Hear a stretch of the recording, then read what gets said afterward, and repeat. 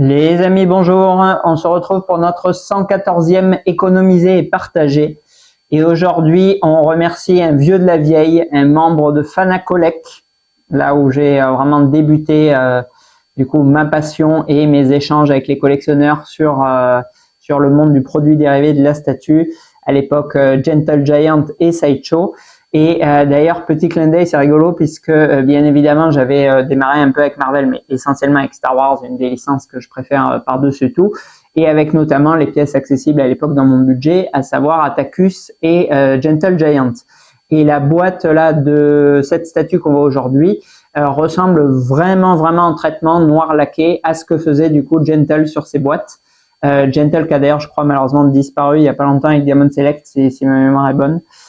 Pourtant, c'était vraiment très sympa ce qu'il faisait. Bon, après, comme d'habitude, l'envolée des prix, on avait à l'époque où j'ai démarré là du coup en 2011 des bustes Gentle entre 35-40 euros et peut-être 70, un truc comme ça pour les plus chers. Je crois que là, sur les derniers produits dérivés sortis de Gentle en mini buste, on était aux alentours de 200 euros le buste, quoi. Donc bon, une époque complètement has-been, puisqu'on avait aussi les Master Replica à entre 2 et 300 euros pour les sabres régulars et 400-450 pour les sabres exclusifs signature.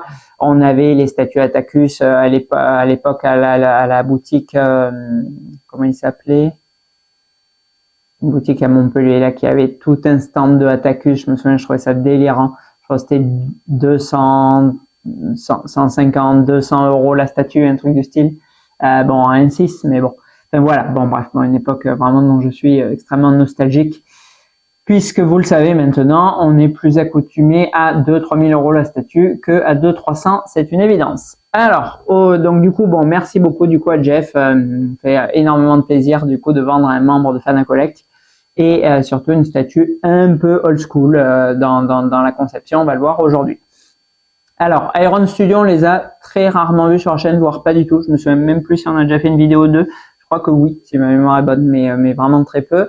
Alors, une marque, je saurais pas trop quoi vous dire parce qu'il y a vraiment tout et n'importe quoi chez Iron Studio. C'est-à-dire que j'ai déjà vu des réalisations, alors sur des petites échelles certes, mais abominables en termes de peinture. Et j'ai vu, par exemple à Dubaï, là je vous l'avais filmé, le diorama Jaws, qui était absolument sublimissime en termes de travail et de résine translucide ou de paint sur le bateau. Bon, de ce que j'ai pu voir, et effectivement ça semble logique, plus la gamme monte chez ce fabricant, plus, bon, bien sûr les prix montent très fortement, mais aussi la qualité. Donc bon, dans l'idée, pourquoi pas, c'est un peu c'est un peu comme si chez Audi vous achetez une A1 TDI ou une S8 V10. Bon, forcément vous n'avez pas le même niveau de finition dans l'habitacle. Bon, donc pourquoi pas. Là où ça coince souvent quand même pour moi, c'est au niveau de la taille pour le prix demandé, puisque ce buste Jaws, j'avais failli le commander pour mon ami Denis et finalement ça s'est pas fait au final. Mais je crois que même en économisé et partagé, on était à 2500 ou 2700 euros, je crois. Donc quand même un énorme prix pour une pièce. Alors une pièce où ils annoncent plus ou moins un mètre. Mais en fait, bon, si vous enlevez l'espèce de poutre là qui est au bout de la proue du bateau, on doit être sur une pièce qui est à peu près comme ça, je dirais. Oui, si je me cache derrière Vador, vous voyez pas. Donc bon, c'est sûr que 3000 boules pour ça, ça fait quand même très cher. Après, on a des toutes petites limitations. Je crois 200 exemplaires, notamment sur la Jaws et voilà, et enfin des tirages qui sont quand même relativement petits. J'avais proposé plusieurs fois, mais ça s'est pas fait. Alors les gens ont mis du temps à se décider, l'objet était plus dispo, l'objet était en solde à un moment, puis il était remonté et le prix d'origine est complètement délirant lui aussi. Mais elles ont l'air très sympas sur les scénettes qu'ils ont fait pour Retour vers le futur, où on a du coup à chaque fois la DeLorean du 1, du 2 volante ou du 3 mécanisé avec le train, avec Emmett et Marty juste à côté. Et quand c'est fortement remisé, je crois que, alors prix d'origine, je crois que c'est un truc complètement WTF encore, quoi, de 2200 ou 2400 euros, je sais pas combien c'est, un truc complètement nimp. J'ai pas vu la taille, mais à mon avis, c'est pas gigantesque non plus que c'est du 1/10.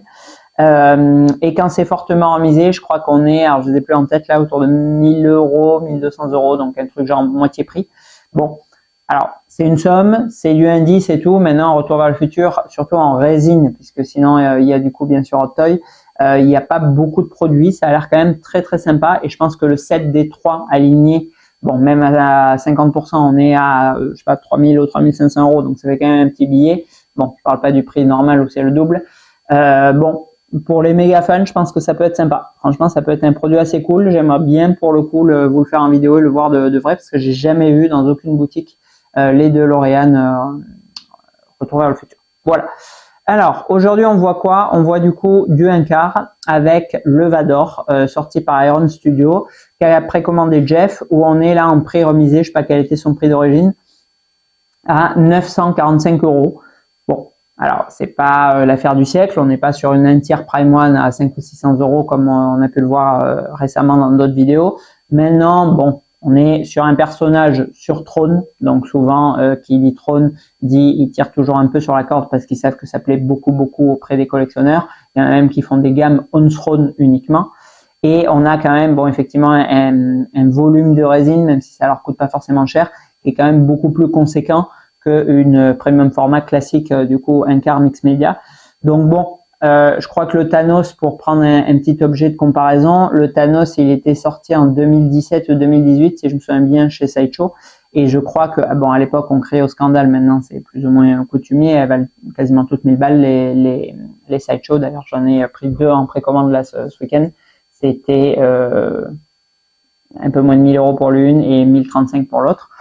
Mais à l'époque, bon, c'était cher. Et du coup, c'était déjà, du coup, en 2017-2018 pour Thanos, 1000 euros, malgré que bon, il y avait un gros travail sur celle-ci, plus gros que sur la Vador, c'est certain. Donc bon, en 2025, pour du 1/4 sur Throne, 945 euros, je trouve pas ça délirant. Jeff est en France, 40 euros de livraison en plus après à rajouter, donc bon, quelque chose de relativement correct en soi. Voilà. Alors, en termes de limitation, j'ai, bon, bien évidemment, comme d'habitude, pas pris la peine de vérifier. Je crois que j'ai le numéro 330, apparemment, si je comprends bien, mais c'est pas marqué sur la boîte. Donc, je crois qu'il y avait un tirage de 500. Je vais pas vous dire d'annerie, si j'y pense, je le vérifierai. Je vous mettrai là en petite inscription. Et après, on a, du coup, c'est assez sympa, Iron qui nous propose la version, du coup, classique Empire Contre-Attaque quand il est dans le SSD, ou la version, bon, alors j'ai vu la série une seule fois, mais j'ai pas souvenir qu'on le voit sur le trône à ce moment-là. La version du coup, comment elle s'appelle cette série, la série sur Obi-Wan là, de Disney, je ne sais plus, Obi-Wan, je me rappelle plus du tout comment elle s'appelle pour le coup, où on a du coup le plastron Battle Damage avec un gros coup de sable laser complètement fondu, et la tête Battle Damage comme nous avait proposé un fabricant custom il n'y a pas longtemps, en buste life size, où on voit du coup à travers le visage d'Anakin complètement rongé et brûlé. Bon, alors encore une fois, est-ce qu'il y a un intérêt de le présenter du coup sur Throne Battle Damage? Alors sauf si j'ai zappé le moment de la série où c'est le cas, bon, j'en ai pas souvenir. À mon sens, non, pas spécialement. Je trouve que c'est une statue qui fait du coup là pour le coup extrêmement muséum et classe, si on peut dire. C'est-à-dire que là, on est vraiment quasiment sur un objet iconique de la pop culture, parce que je pense que Dark Vador, c'est le personnage qui représente le mieux de tous les personnages, tous les univers confondus, la pop culture. Et on peut imaginer tout à fait, alors Jeff, bon, lui il est collectionneur de statues, mais on peut imaginer tout à fait cet objet, je sais pas, dans un salon, dans une maison de design, etc. Ça ne dénotera absolument pas, puisqu'on n'est pas du tout sur un objet geekos, on est complètement à l'opposé sur un objet extrêmement classique, intemporel, classieux, et en plus avec des matériaux ou mat ou laqués, bon, qui se mêlent à merveille avec un intérieur un peu design, avec, je sais pas, du ligne rosé, du château d'Axe, du ce que vous voulez, c'est une espèce de grand pan de meubles laqués. Donc bon, voilà, donc c'est un objet qui est vraiment quasiment, voilà, comme quelqu'un qui va mettre, je sais pas, une affiche stylisée Warhol avec des têtes de Vador ou un truc comme ça. Enfin, on n'est vraiment pas du tout sur un objet geek. Donc la conception même de cette statue, qui se veut du coup extrêmement muséum et classique, elle va à mon sens pas du tout avec là pour le coup le Battle Damage. Bon, comme d'habitude, qui peut le plus peut le moins, c'est quand même malgré tout très sympa pour ceux qui aiment, ou rien que pour admirer le travail qu'a fourni Iron, parce que franchement il est vraiment très correct. qu'ils aient fourni du coup un deuxième plastron, une deuxième tête sur cette statue à du coup moins de 1000 € pour du 1/4 sur Throne. Je trouve que c'est quand même relativement cohérent niveau budget, quoi. Alors, les pièces Battle Damage, donc bon, c'est relativement bien fichu. On a une espèce de croisillon de coups de sabre dedans, avec du coup une espèce de brûlure cautérisée là. Bon, franchement, ça fait bien le job. Et sur le Vador, alors on a du coup une structure cou-tête qui sont en résine, avec un œil peint, bon, qui est aux bonnes teintes, un visage rouge boursouflé avec du veinage. Alors bon, on n'est pas sur du high level en termes de peinture, mais franchement c'est quand même relativement bien fait. On a différentes couches du casque qu'on voit au travers et qui sont du coup apparentes et sculptées, donc ça c'est sympa. Et après on a un dôme, que ça soit sur le Battle Damage ou sur le Regular, qui sont en PVC. Bon, pas ultra fan du matériau comme à l'accoutumée, mais bon, c'est pas gravissime. Alors après, pour ce socle, alors on a un socle très stylisé, celui de l'empereur. On est vraiment dans la même mouvance, le socle Sith par excellence, avec du coup un Vador sur Throne, qui était à ma connaissance pas encore sorti chez un autre fabricant. Pourtant ils ont fait tout et même sur Throne, mais pas lui. Avec ma foi un traitement de peinture bon qui est un peu vintage, comme je vous le disais. C'est vrai ça fait un peu penser du coup l'effet mix média et peinture mat à ce que nous proposait à l'époque ou Atticus ou Sideshow. On est sur quelque chose de moins glossy que ne l'est le Cinemaquette par exemple, en termes de masque, de gants, de bottes. C'est beaucoup plus verni sur la Cinemaquette que sur celui-ci. Je dirais que alors je saurais pas vous dire lequel est le plus accurate de toute façon. Bon, pour moi alors bon, il y a les ultra méga fans de Vador qui bon eux connaissent les masques qui changent une ou deux fois ou trois fois par film et compagnie, bon, etc. Mais après, pour toutes ces parties qui sont censées être glossy, métalliques, etc., etc., pour moi il n'y a pas de vérité sur le paint. C'est-à-dire que j'ai vu bon encore tout un foin là, tout un micmac sur l'armure du Robocop de PCS récemment. Bon, alors chacun son avis. En fait, je dirais qu'il n'y a pas vraiment de tort ou de raison parce que encore une fois, alors déjà bon à l'époque, disons que dire moi j'aime plus quand c'est clair ou j'aime plus quand c'est foncé ou j'aime un effet irisé ou un effet mat ou un effet glossy, bon là il n'y a aucun souci, c'est une question de préférence. C'est-à-dire que moi j'aime énormément quand c'est verni et très très glossy. Bon là ça l'est pas, ça l'est sur Cinemaquette. Encore une fois c'est pas pour donner un point à la Cinemaquette, c'est juste que moi j'aime bien, donc fatalement je vais préférer le traitement qu'a appliqué Cinemaquette que celui d'Iron Studio. Maintenant, je vais pas du tout dire si quelqu'un me dit ouais moi je préfère mat ou dans le film c'est mat ou je ne sais quoi, je vais pas lui dire non, attends s'il te plaît c'est glossy, c'est sûr et certain, je détiens la vérité, je vais te l'imposer machin. Bon, alors déjà même si j'ai dû voir Star Wars 100 fois chaque film, bon très honnêtement je saurais pas vous dire si c'est mat ou glossy, pour moi c'est glossy, peut-être que je fais erreur. Deuxièmement, bon voilà, il y a des gens qui préfèrent le mat et des gens qui préfèrent le glossy, c'est comme voilà, c'est comme pour les peintures de maison ou de bagnole quoi.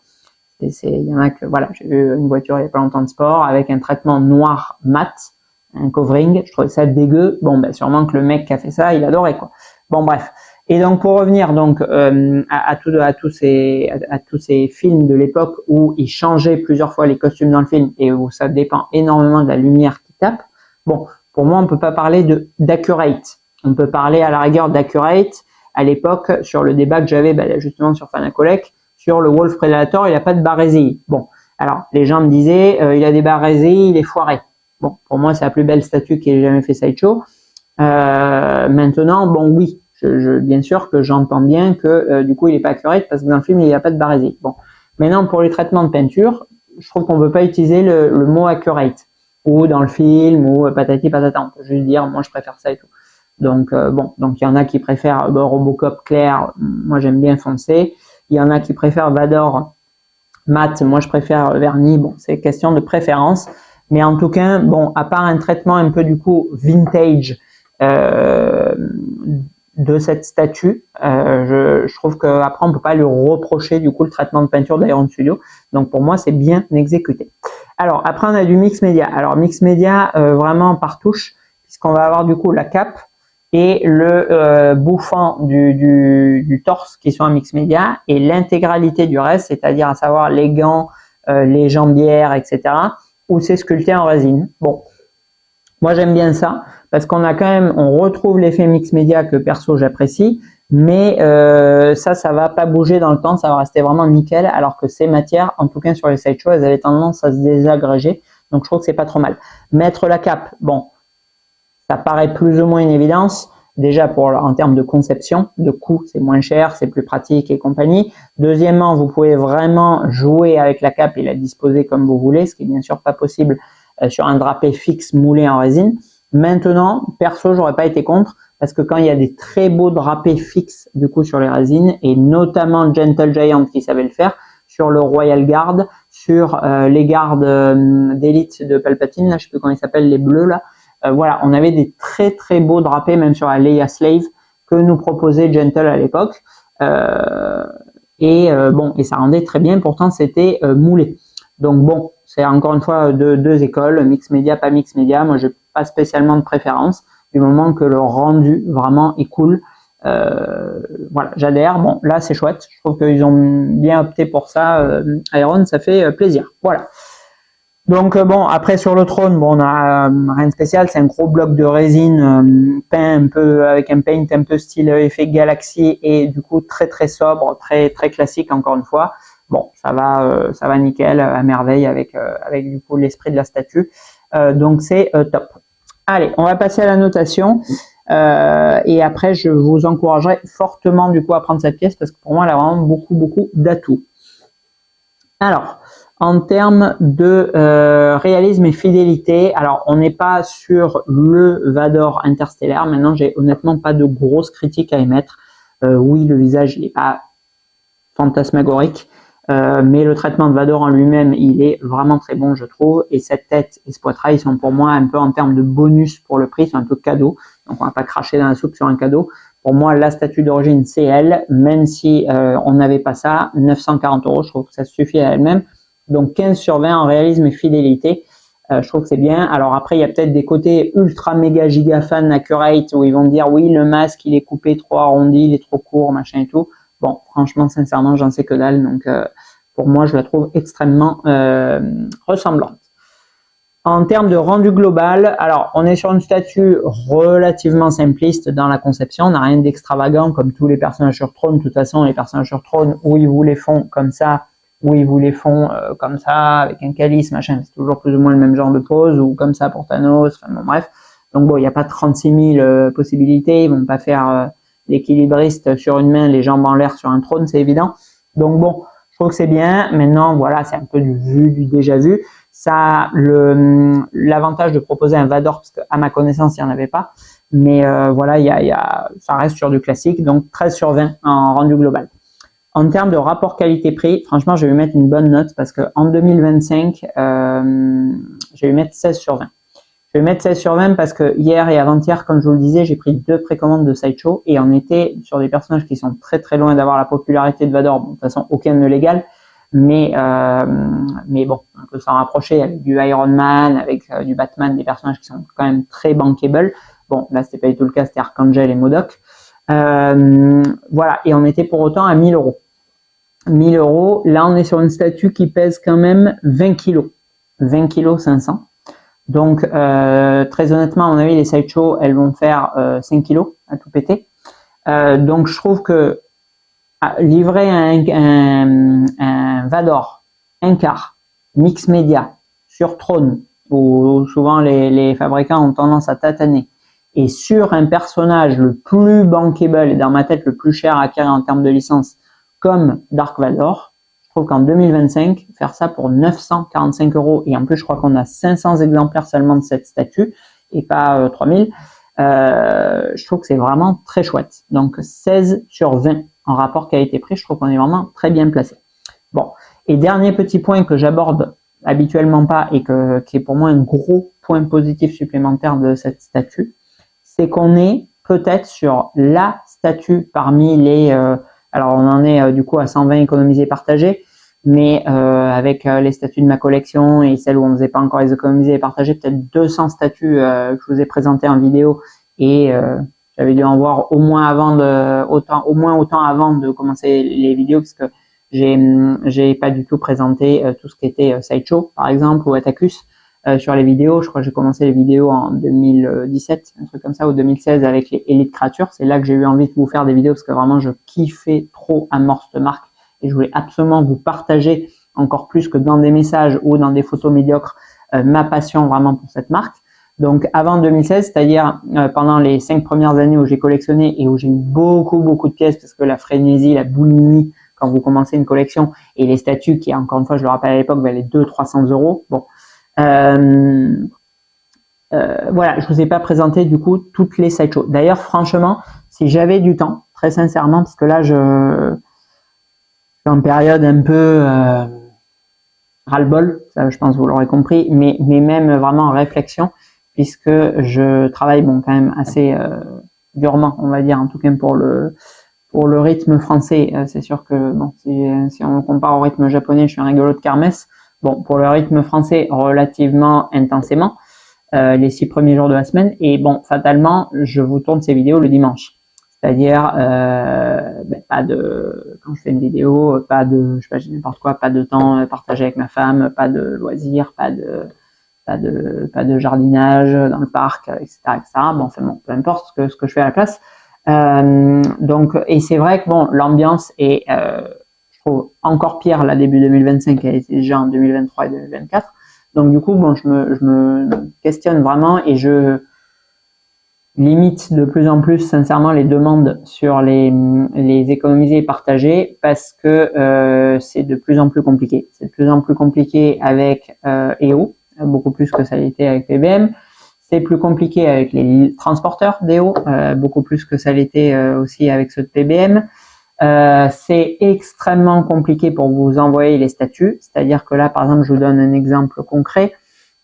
J'ai vendu du coup il y a 2 semaines maintenant le buste Life Size Batman de Infinity Studio.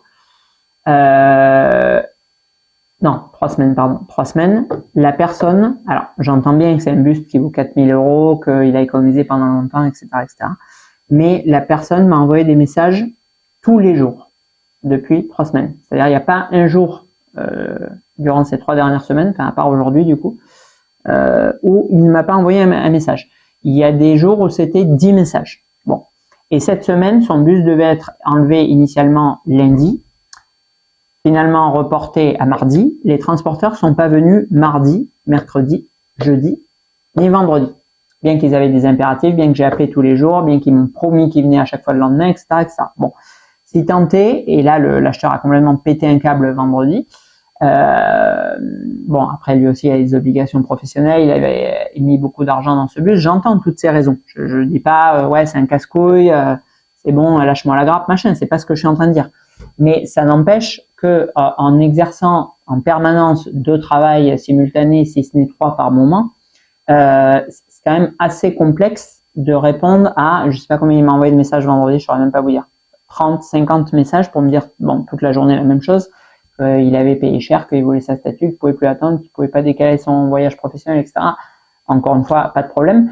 Voilà. Et j'ai dû, en plein milieu de l'après-midi, à 15h30, fermer ma boutique, et encore avec l'aide d'un ami, pour charger son buste dans la voiture de mon ami, qu'il a lui-même amené au dépôt du transporteur. Bon.